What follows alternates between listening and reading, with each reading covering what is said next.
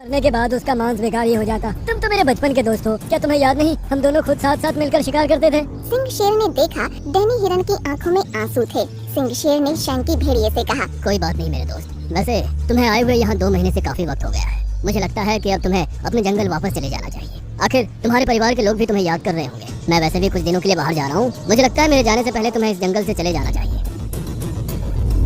इतना कहकर सिंह शेर वहाँ से चला गया। शैंकी भेड़िए का साथी शैंकी से बोला, तुम तो कहते थे ये तुम्हारे बचपन का दोस्त है और उसने एक मामूली हिरन के सामने तुम्हारी बेइज्जती कर दी। तुम्हें यहाँ से जाने के लिए बोल दिया। तुम्हें तो डूब के मर जाना चाहिए। अपने साथी की बात सुनकर शैंकी भेड़िया गुस्से से दांत पीसता हुआ बोला, अपना मुंह बंद कर तू नहीं जानता कि मैं यहाँ पर किस मकसद के लिए आया था और मैं अपना मकसद को पूरा किए बगैर नहीं जाऊँगा। कौन सा मकसद? मैं सिंह शेर को मारकर इस जंगल का राजा बनूंगा और फिर मेरी जो मर्जी होगी वो मैं इस जंगल में करूंगा। कोई मुझसे सवाल करने वाला नहीं होगा। क्या तुम लड़ पाओगे? याद रखना, शेर शेर होता है। अगर शेर शेर होता है तो भेड़िया भी किसी से कम नहीं होता। मेरी बात गौर से सुनो। रात में जब सिंह शेर सो रहा हो तुम सब लोग मिलकर उसके ऊपर हमला कर देना। वो अकेला हम सबका मुकाबला नहीं कर सकता। अगली सुबह जंगल हमारी होगी और एक नए राजा का ऐलान होगा। इतना कहकर शैंकी भेड़िया मुस्कुराने लगा, मगर वो नहीं जानता था कि उसकी ये बात बहुत दूर से डैनी हिरन भी सुन रहा था। उसने तुरंत जाकर सारी घटना सिंह शेर को बता दी।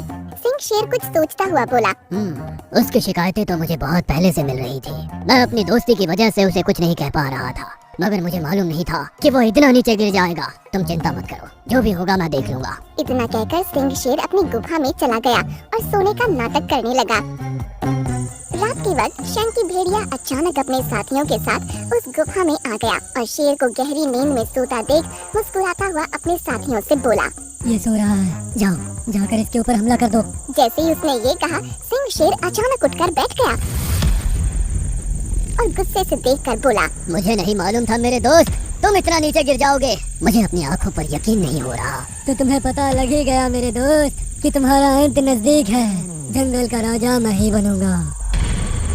शैंकी भेड़िए ने अपने साथियों को इशारा किया। उसके साथी तुरंत सिंह शेर के ऊपर झपट पड़े, मगर सिंह शेर बहुत ज्यादा ताकतवर था। उसने देखते ही देखते शैंकी भेड़िए के सभी साथियों को मार डाला। अपने सभी साथियों को मरता देख शैंकी भेड़िया डरता हुआ हाथ जोड़कर बोला, मुझे माफ कर दो मेरे बचपन के दोस्त, मुझे माफ कर दो। नहीं, आज अगर मैंने तुम्हें माफ कर दिया तो ये मेरी जिंदगी की सबसे बड़ी भूल होगी। तुम मेरी दोस्ती के कभी काबिल ही नहीं थे। इतना कहकर सिंह शेर ने शैंकी भेड़िए को मार डाला। जंगल में आग की तरह ये खबर फैल गई। शैंकी भेड़िया मारा गया। जंगल के सभी जानवरों ने सुकून और राहत की सांस ली। सब खुशी खुशी रहने लगे।